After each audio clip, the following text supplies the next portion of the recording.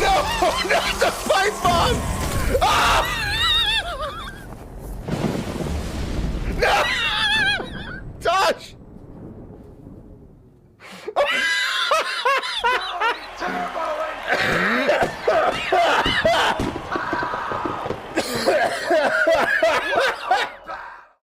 The stout-hearted dwarf dove deep below the stone to loot precious treasures. Kobolds, goblins, and unholy beasts! Oh, guard yourself! Oh no! Your valiant loot!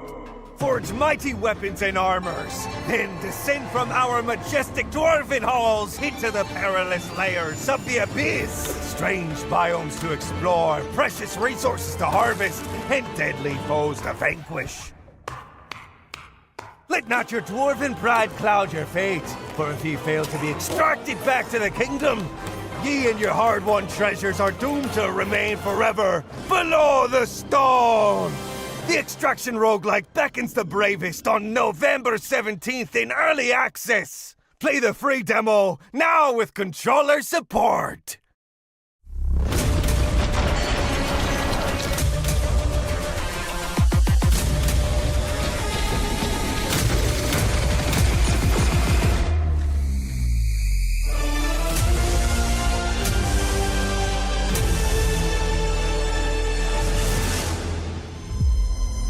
The Sin virus is rapidly spreading its tendrils across the city.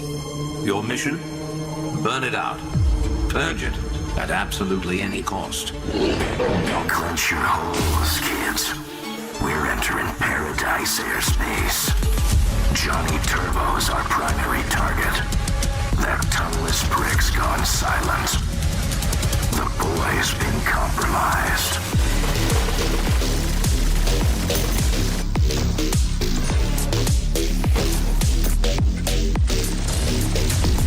Best make this a quick trip. Paradise isn't the place you want to be for long.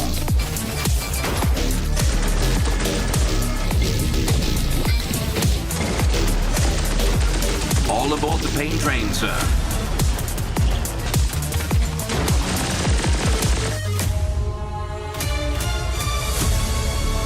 Rejoice, for paradise is sin, and I see all. We will consume until all dream as one. You must have known you'd end up on the other side of the barrel at some point, Johnny. What a disappointment. You run, you hide, you fight, all of it in meaningless charade. You dare stand before me? You who is but blood and dust. You cannot live in a world without sin.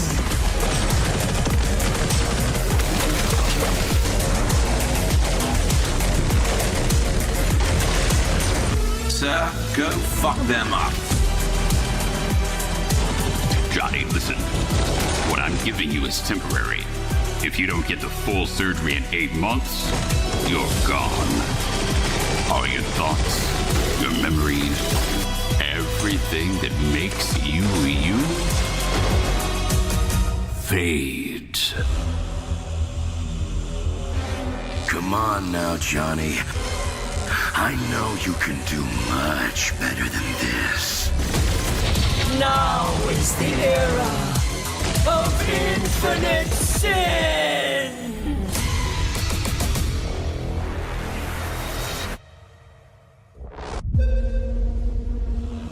Turbo Overkill, now available on PC from Apogee Entertainment. Coming to consoles later this year. Soundtrack now available on all major music platforms. Don't be shy! All those upgrades and you never did get yourself a chainsaw dick. What a waste.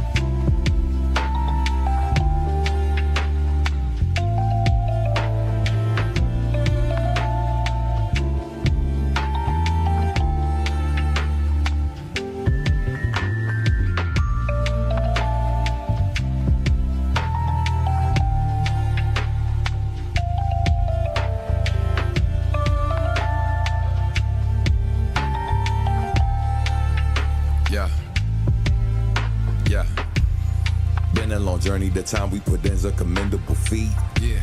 So I'm glad I chose a partner that always brings the best out of me. Yeah. You never tuck your talent rhyme. When faced with some adversity, I'm proud of the father we come. Glad I got you on my team, fam. We see some smiles, we see some frowns, we see some ups, we see some downs, we see some bright days and some dark nights, but I'm grateful that you stuck around. I know forever has never been promised, but I'm gonna ride with you till it's through. A bittersweet feeling, to be honest. Till it's all done, it's me and you. Yeah.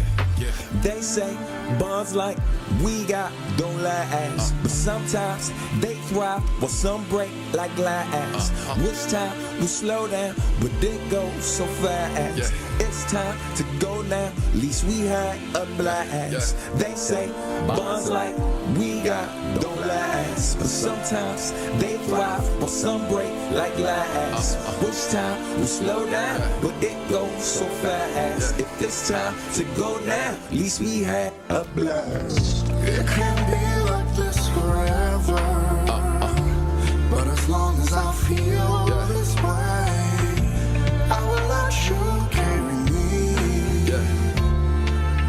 No, there ain't no time to waste. From the bottom to the top. From the bottom to the top, don't stop. You say it's just another day. I feel the air is saying outside. Guess I'm on my way.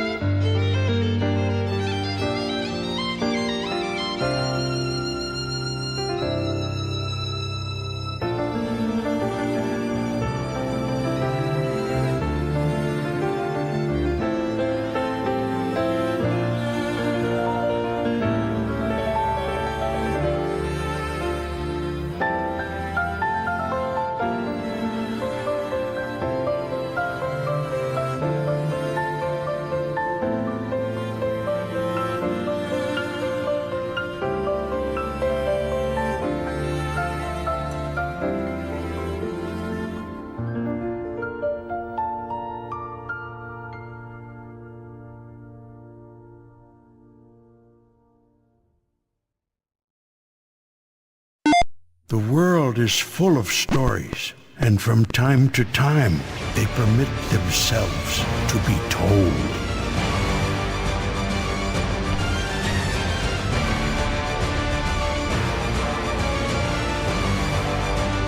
I am back.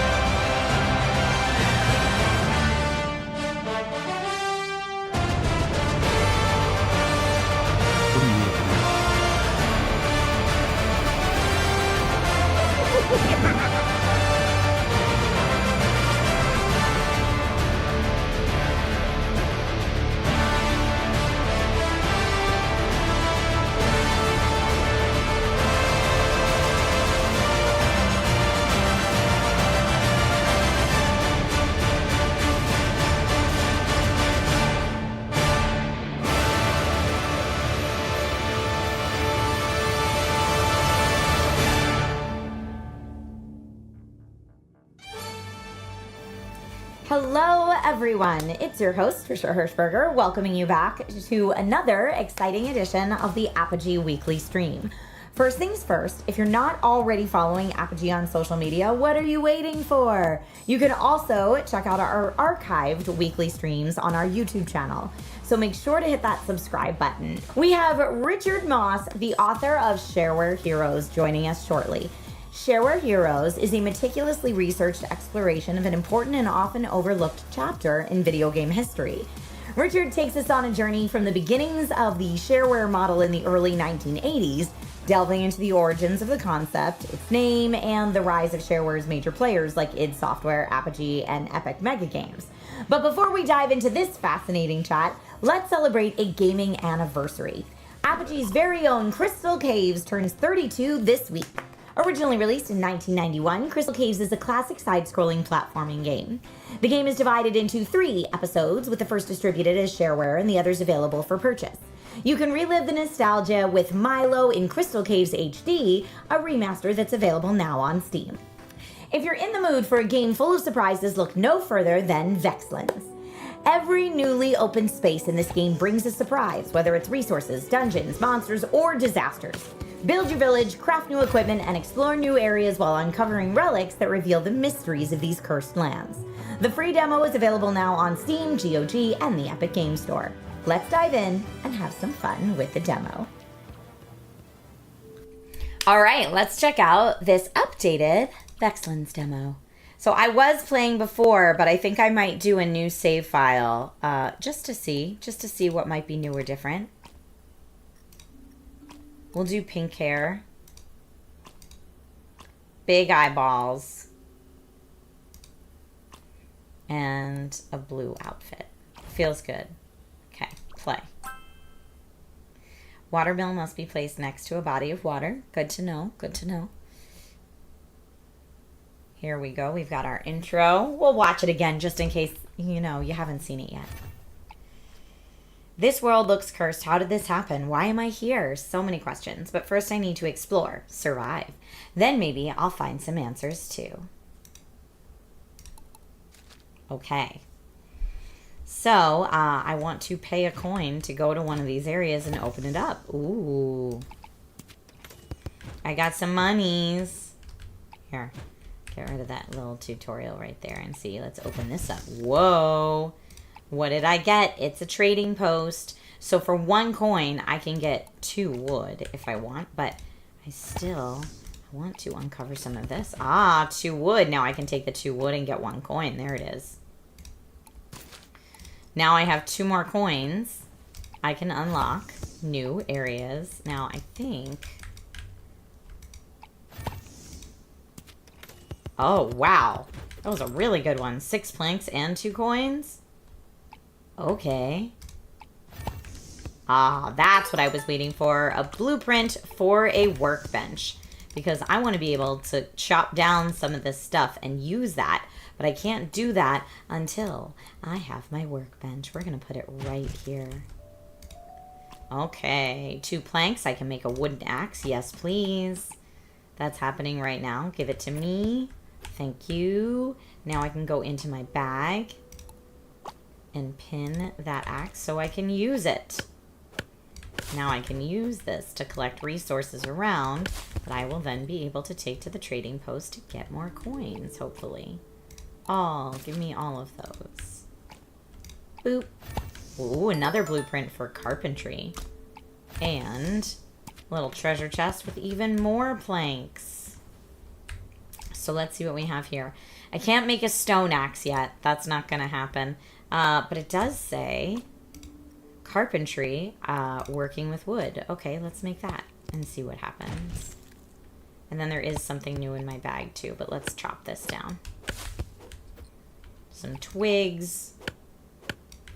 Got me my twigs. Let's look at our bags. So now, yes, twigs. Those are new. Let's see if we can trade them. We can't. We don't have any. We don't have any wood to sell there. Let's see what else we can do. We can make twigs into wood. Let's do that. Making twigs into wood. Waiting for any new bushes to crop up. Although, this trading post, I think, is kind of mean to me right now. Because if I read that correctly, I thought it said it needed 40 wood for 1 coin. Which was kind of rude. It's a bad deal. Alright, here we go. Our talent tree. Haste, plus 10% movement speed. Green thumb, plus 20% natural resources regrow speed.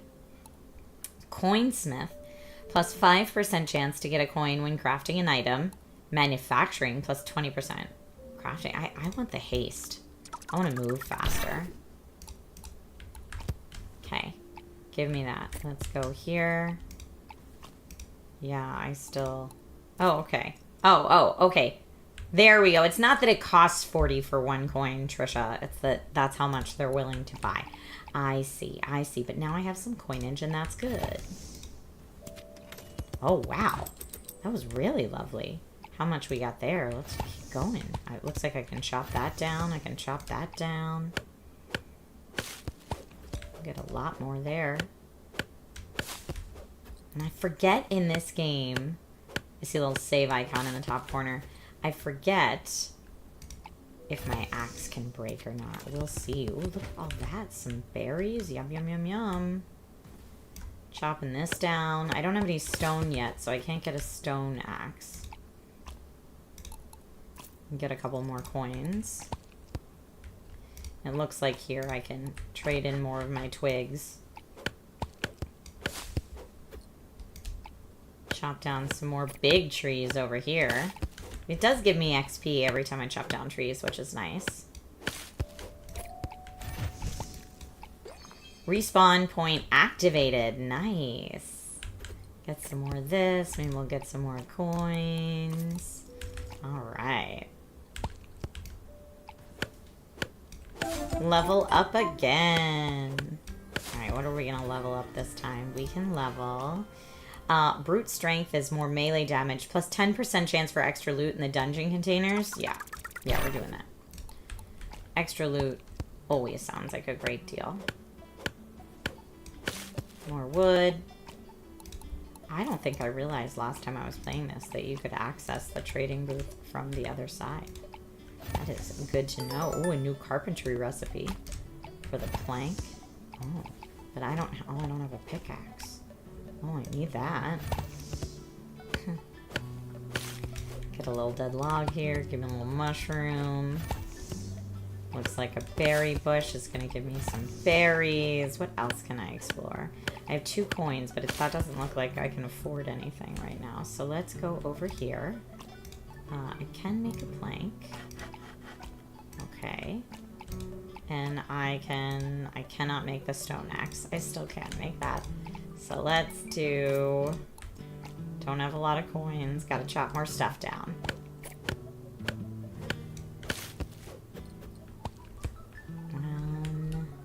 I guess more coins is what I need right now until I can figure out how to make that stone pickaxe. How do I get that stone?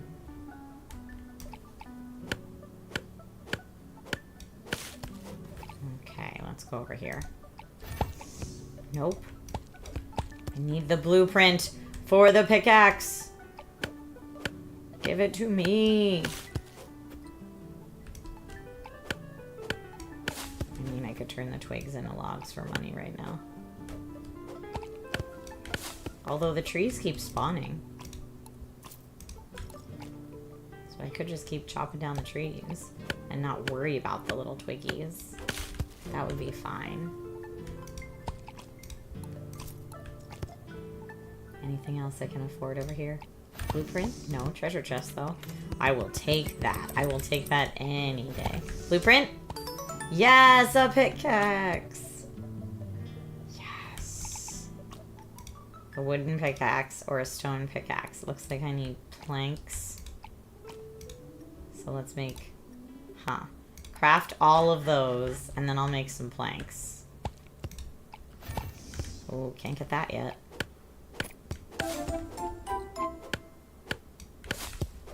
Alright, let's now level up our green thumb, coinsmith, our crafting speed. Crafting speed will be better, and that's great. We're here for that. I'm gonna chop this down too. Just get some more wood. Go up there, grab it. Now here, yeah, resume, that's fine. I don't want to sell it all right now. I'm just gonna wait till that's done, and then let's make some planks. Okay. Now I'm just collecting all these berries. So when the trading post is like ready to trade berries, I'm so here for it. When those are blinking, I wonder if it's because they're gonna disappear soon. Like, am I running out of time, you know?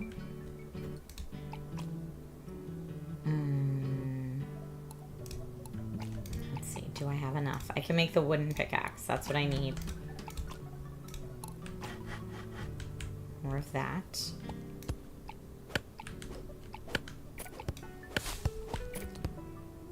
Okay, let's go get that pickaxe. And now, can I... Not the twig, not any of this stuff. I want to pin that. So now I can go get this. And get lots of stone. And I'll be able to make a stone pickaxe. Which is probably worth some good stuff. Oh, where are all my stone? I don't have stone. Do I have to make them here? How do I make that? Let's craft... Yes. We'll just say craft all. Why not? I can get more. Maybe I need some other kind of blueprint for something to combine the stones into stone I can use. Ah, those are the stones I need. Yeah, no pebbles. No pebbles here. Now I can make the stone axe and or pickaxe. Let's make the stone pickaxe. I probably should have made the axe soon. But you can see basically how this game works. Here I'm using the wrong tool for the job. You can see what you need to do and what the gameplay cycle is. So you're making new stuff, you're getting more money from the trades, you're building new things, you're expanding your territory, and discovering secrets, because the secrets abound here. Folks, this has been the Vexlands Demo. Check it out for yourself for free on Steam right now. Now, next up, I'm so excited to welcome Richard to the stream. Well, hi, Richard. You've had a pretty exciting recent few years with the release of Shareware Heroes and then the terrific FPS documentary that everyone's raving about. Thank you for joining us on the stream today. No worries. It's great to be here. Well, okay, let's start with your background first. How did you get into writing, and was this an early passion of yours? Yeah, I've always been writing to some extent in some way. As a kid, I would sometimes write stories and get some amazing feedback whenever the teachers saw them at school. They always really liked it. So I knew I had a talent for it, and I won a couple of school writing awards. And then when I was at university, I was doing a double degree. So it was supposed to be 5 years. I ended up doing 6 years because I reduced my load for some of that time. But I wasn't really sure what I wanted to do next, where I wanted to go after university, except that there'd probably be writing involved in some way. And then I was in my 3rd year, and I finally decided I'm going to major in history and computer science. And I thought, oh, maybe I'll do game design. And I'd been reading a lot of stuff about game design and learning all these things. And I thought, okay, that can work pretty well. And to improve my knowledge of game design and of how actual games are working, I thought I'll keep a diary. I'll play games and I'll write notes. And then one day I thought, hey, these notes could form stories. And so I started publishing sort of story versions of these diaries. So I called them game diaries. I put those online on a website called Bitmob, which was run by a few former EGM journalists like Dan Shu, and got a great reception for those. And I wrote some other articles, like history articles about games, and they were well received. And so I started to get more and more into doing the writing side of things. And then that culminated in Ars Technica doing a call out for freelancers one day, and I pitched them a couple of ideas. And I'd never had anything published professionally, but they took one of these ideas. So that was crazy that my first commissioned work was a history of graphic adventure games. Awesome. That ended up being, I think, 7,000 or 8,000 words, quite substantial.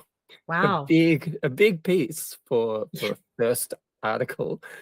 And from there, I wrote more and more, and eventually I was full-time freelance, and that led to me doing a book project, Secret History Mech Gaming. It's above me there, and then onto Shareware Heroes, and other books are in progress, and there's FPS Doc, and I don't freelance much anymore, which is good because freelancing is hard, but still writing and not doing a lot of game design, as it turns out.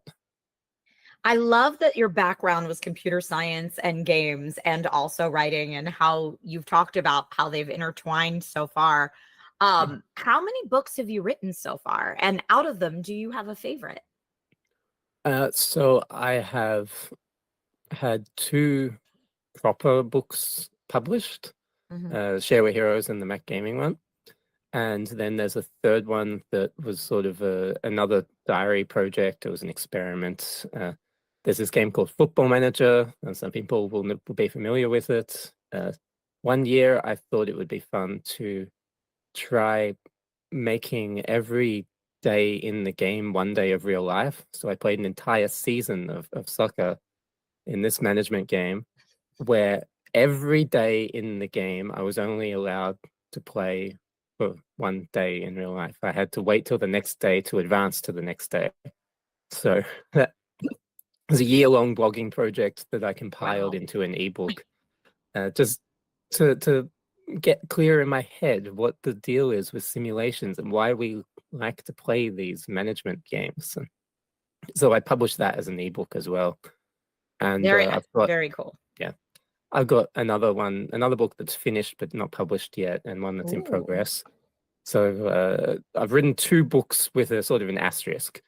And my favorite is probably the Mac Gaming one, because I grew up Mac Gaming. That was sort of the book that I dreamed of writing. Yeah. I love that you delve so deep into sims, because simulation games are one of my favorite genres. You had mentioned Shareware Heroes. Shareware Heroes is such an interesting look at how early indie software developers found ways to bypass publishers and bypass retail and market their apps and games directly to consumers. I guess I just want to know, like, why was this such a fascinating topic for you to the point where you wrote an entire book about it? Yeah. For as long as I can remember, I have been really interested in, well, a few things, but I was going to say really interested in indie games, even though we didn't call them indie until about 15 years ago or so. But they were shareware back then. I grew up playing shareware Mac games primarily, only a few on the PC side until much later on when I had more ready access to PCs.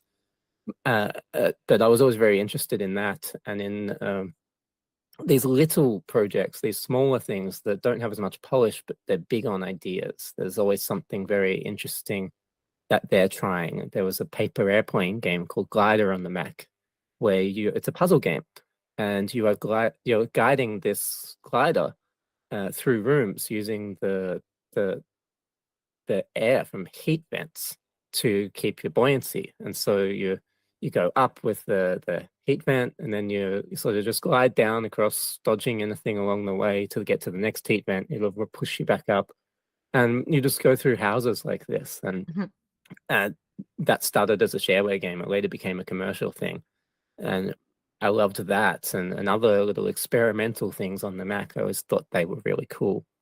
And so when I was doing the Secret History of Mac Gaming, I had a chapter that was dedicated just to these little shareware oddities, as well as a few chapters dedicated to the more substantial shareware companies. So there was a company called Ambrosia Software, which was sort of the Apogee of Mac, the Mac side.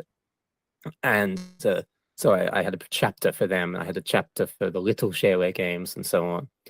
And then when I was thinking about a new project to do after Mac Gaming, I kept gravitating to this shareware stuff.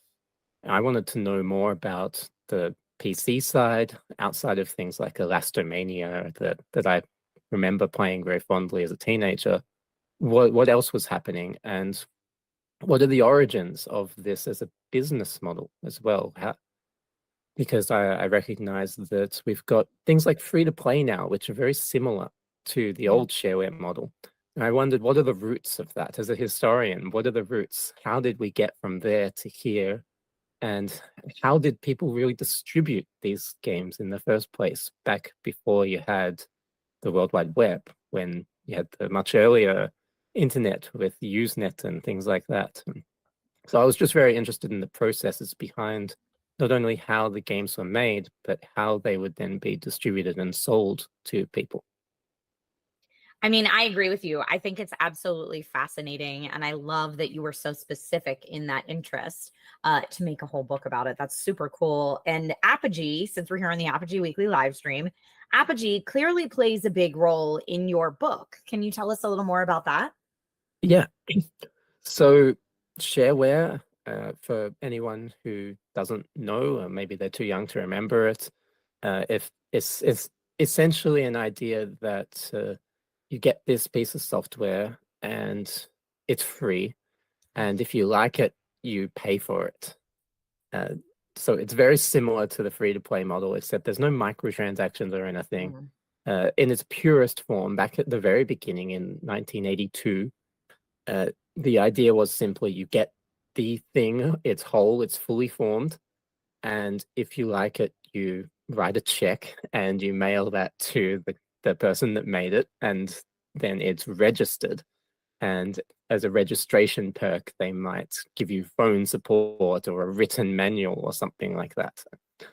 And so naturally that works very, very well for productivity software. Something if you're running a business. But if it's a game, it doesn't really work that well to do that. People, they get the game, they play the game, they're done with the game. They move on to the next game. So people weren't making much money with shareware games. And then one day, Scott Miller had a thought. He'd published a couple of shareware games and they hadn't made much money. And he thought, what if I keep some stuff back? What if I make it episodic? I just give you part of the game, and then when you're registering, you can buy the rest of the game. And this, it turns out, was the trick to make shareware work as a gaming model.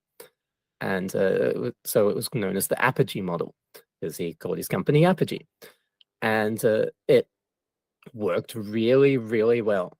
Very quickly, he was able to go from working on his own, it's just one guy in his spare time putting out text games, to having a company that's employing staff, that's got its own office space, that's shipping boxes and floppy disks all around the world, and is publishing lots of really cool, innovative games like the early work of id Software.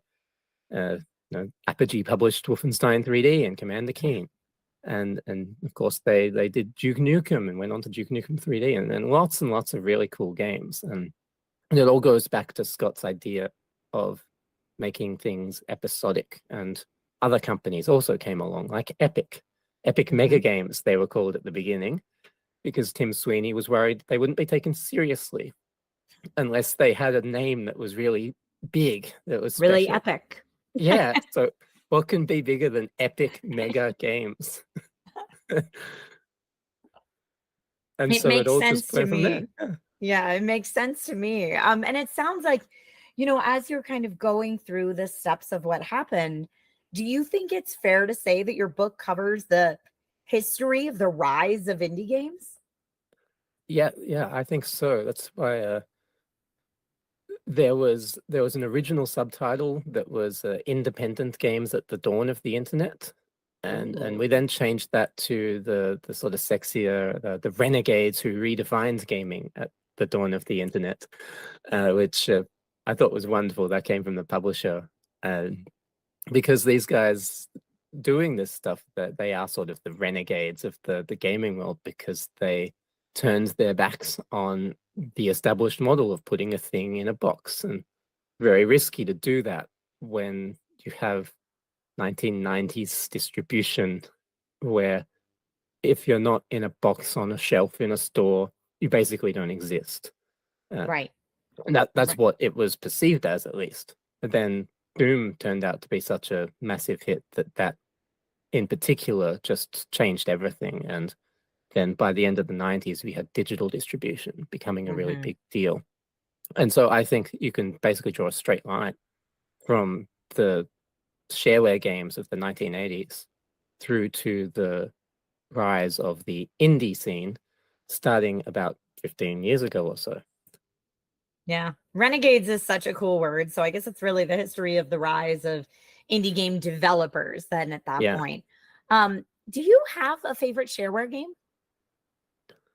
I have a few. It changes from time to time depending on sort of my mood and things. Often that'll happen, but there's my sentimental favorite. I mentioned it before. That's Glider, a paper airplane game. Mm-hmm. There's my favorite shareware game that I discovered during the writing of the book, which is a very strange but cool graphic adventure for Atari ST called Grandad and the Quest for the Holy Vest. Ooh. You play an old guy in a wheelchair who is going around his home trying to figure out where he puts his vest because it's a bit chilly. And that's basically that's the whole setup for the game. And there's a sequel where he's searching for his sandwiches in a park. He can't remember where he put them down. And it's written in a style like the sort of the developer is merging together the ideas of LucasArts Adventures and Sierra's Quest games. It's similar in the style to both games, and it's very funny. It's very silly and quirky, and I love it. I thought it was delightful. I love it. It sounds so wholesome. And then when you mentioned having, like Sierra's King's Quest type humor and stuff in there, that sounds awesome. I definitely will want to check that out if I can, if it's still available. Is it still available? Can we check it out? I mean, if you are willing to set up an Atari ST emulator and download a disk image of it, then you can play. And you might have to look up the registration code because there's a point in the game where you have to enter the code. The entry of the code is in the game world. There's a padlock, a digital padlock. You have to type in the right combination to advance. Okay. All right. Well, get on it, chat. Everyone I know wants to check that out. So we'll make it happen. You had mentioned before that, there's kind of some theories on maybe why the shareware model didn't work out in terms of monetization, and that it worked a lot better for business stuff. We don't really have shareware games coming out anymore. Do you think that money is the real reason behind that, or is there something else to it? I think that there was a shift in how the business needs to work because the business model is made for the time that we're in. It suits the time that we're in, and we're not at a point anymore. It would be very naive now to try to release something, just pop it up online and have a note in there that says, if you like this, please send me a check, or phone this number and have your credit card handy and you can register it and order the other episodes. That would feel very quaint, and maybe it would get some headlines, but I don't think many people would do it. They'd go, well, can't I just go online and download the whole thing or buy it from right inside of the game? And so those are indeed what happens now. The business model suits the times. We now have the technology to be able to sell the extra stuff from right inside of the game in many cases, or to just pop up a website or put it on a storefront like Steam and things. We didn't have digital distribution storefronts in the 90s. And you buy the game and you download the game, and then you buy the DLC and you download that, and that's how it works now. It's very often done in a similar fashion where you're not getting the whole thing up front, but the business model is tuned to suit the time that we're in. Yeah, times have changed. Okay, let's move on to the first-person shooter documentary, which I think runs about 4 hours. Yeah. Why so long? 4.5 hours. Why so long? Why so much time? Well, we're trying to cover pretty much the entire history of the most popular genre in video games. So it's a massive task. And frankly, it could have been 2 or 3 times as long if we wanted to truly be comprehensive. But I don't. People find it hard enough to sit through a 4.5-hour film, even breaking it up into chunks, because we've intentionally made it so that you can pause in lots of places and then come back and watch the rest later.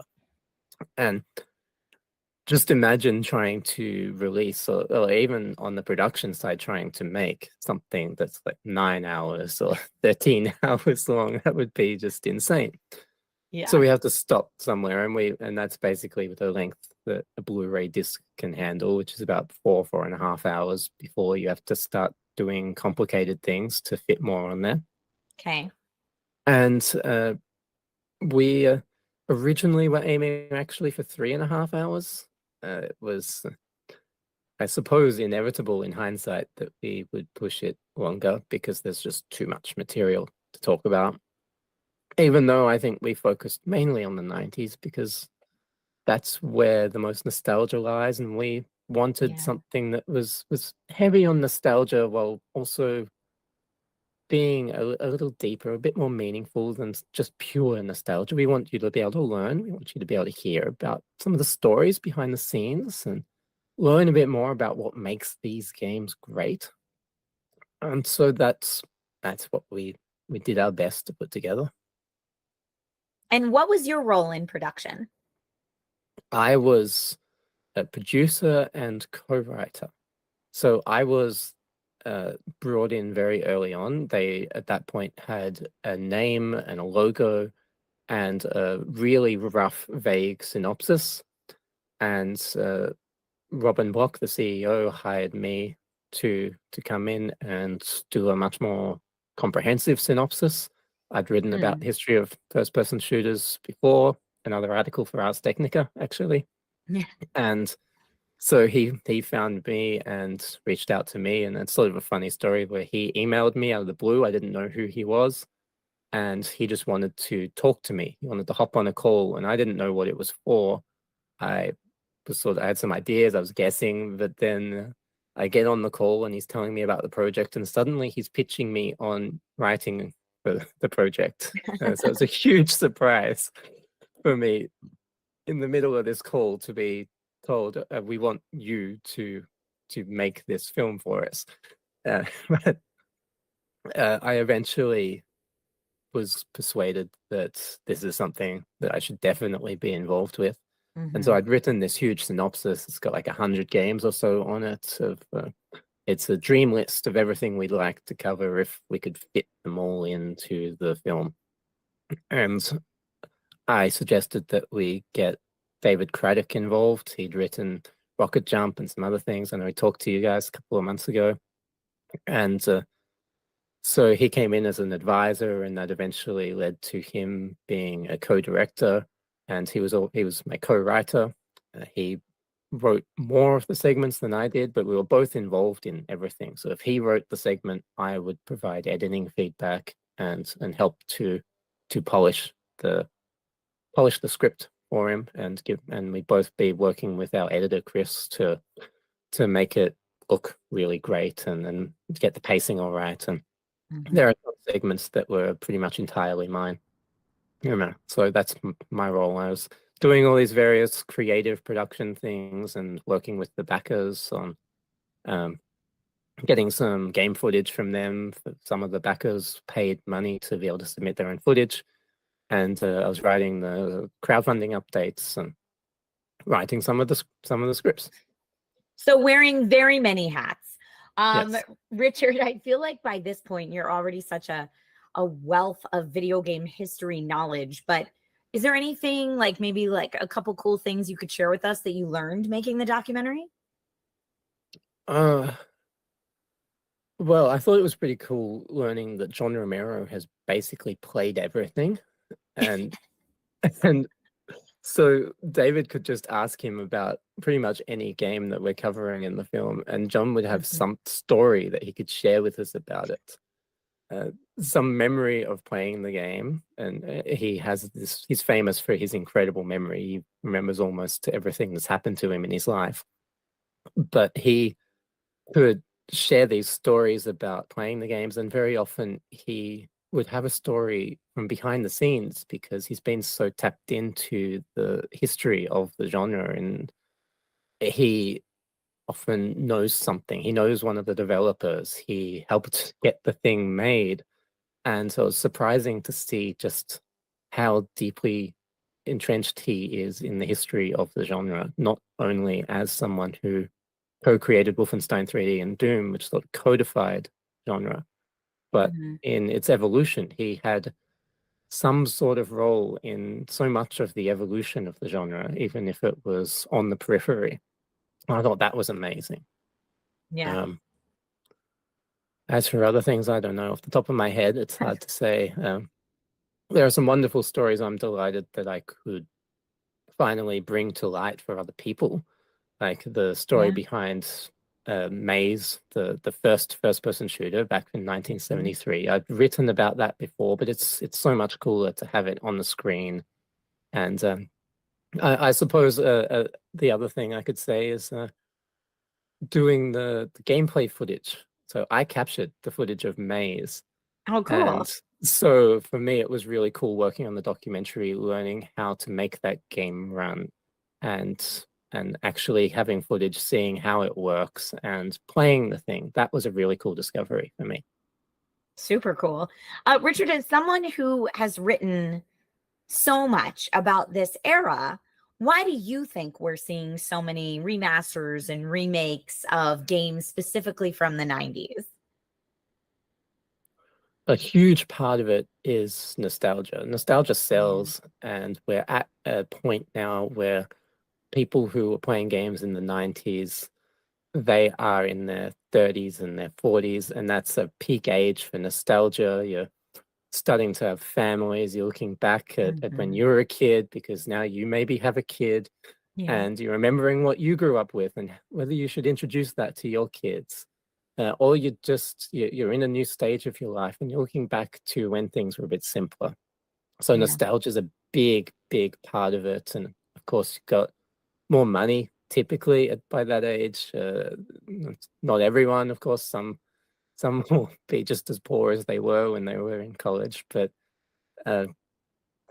you've probably got a bit more disposable income to spend on these things.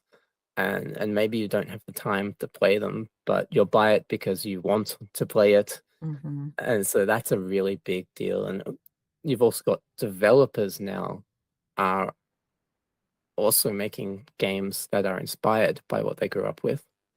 And there's this weird cyclical thing that goes on in game development, as in lots of other areas.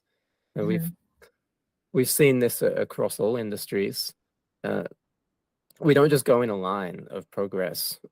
Fashion is very much like this. Things from a couple of decades ago come back and they're just slightly different and they're changed. And that's what's happening right now with games. We're having boomer shooters in particular are getting this big moment right now. And the boomer shooters, they're basically, well, what if first-person shooters were still like Quake? What if first-person shooters were still like Duke Nukem 3D? How would that work with today's technology? Right. And that's a really cool, interesting thought experiment and design challenge for people. But also it plays off this nostalgia in cool and funky ways. Yeah, as someone who played a lot of games themselves in the 90s, I love the nostalgia of it all coming back. But with modern tech, I think it's super cool. Exactly like you said. Richard, I know we don't have much time left with you, but I do have one more question while we still have you here. If you were to make another film about the video game industry, what would you want to cover next? Okay, so my dream project would be about the Tomb Raider games, the classic Tomb Raider games. Yeah. Yeah, I love them. Tomb Raider 2 in particular is probably my favorite game ever. Cool. So I think that I'd love to do that. I think there's still some room for, there's so much that's been written and said about Tomb Raider and Lara Croft over the years. I think there's still a bit of space for something that's new and exploring some areas that haven't been talked about enough. It maybe hasn't got enough credit. I think the level design, for instance, is very, very clever, and people don't talk about that enough. And so that would be a focal point for me if I were to get to make the project. And there are lots of other things that I'd love to make documentaries about. I love the golden age of real-time strategy. For instance, graphic adventure games. It's a big favorite of mine. And actually, at the moment, we being me, boss Robin Block, and a new producer that we have, we're looking at possibly doing an episodic series about horror games. Okay. Yeah, and so if people are interested in that, that they can look at. We've got a draft synopsis up that we're getting feedback on and trying to see, well, is there an audience? Are people interested in this? Would they buy it, or would they support us if we went to crowdfunding? And so if anyone's interested in that, the link to do that would be creatorvc.com/terrorbytes. That's like terror as in terrifying, terror. Yes. So TERROR and bytes as in computer bytes. So it's a pun. Terror. Creatorvc.com/terrorbytes. Terrorbytes. Yeah. TERRORBYTES. Awesome. I love it. So everybody go check that out. We'll make sure to put that link in chat as well so people can click it very easily. And thank you so much, Richard, for sharing your insights and knowledge with us. This has been awesome. Thank you. It's great. Thanks again, Richard. That was awesome. And a big thank you to our fantastic chat for being part of our weekly live streams. Now, don't forget to mark your calendars because next week is going to be legendary. The one and only John Romero will be joining our stream for an epic chat. That's all for today, folks. Have a ludicrous rest of your week. And remember, stay safe and keep on gaming. Apogee presents Bread and Fred's Super Duper Ultra Redux Mixtape. Embark on an all-new mission to rescue Bread and Fred's new furry friends, the Backstreet Moles, and unlock new 8-bit and Redux soundtracks.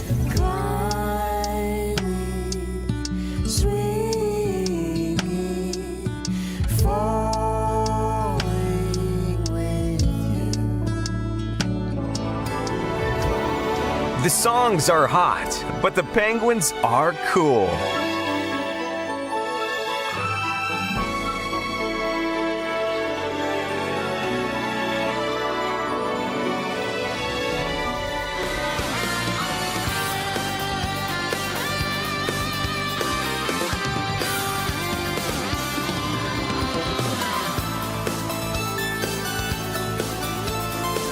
Bread and Fred's Super Duper Ultra Redux Mixtape, the album, original soundtrack, and the 8-bit editions are available on all major music platforms.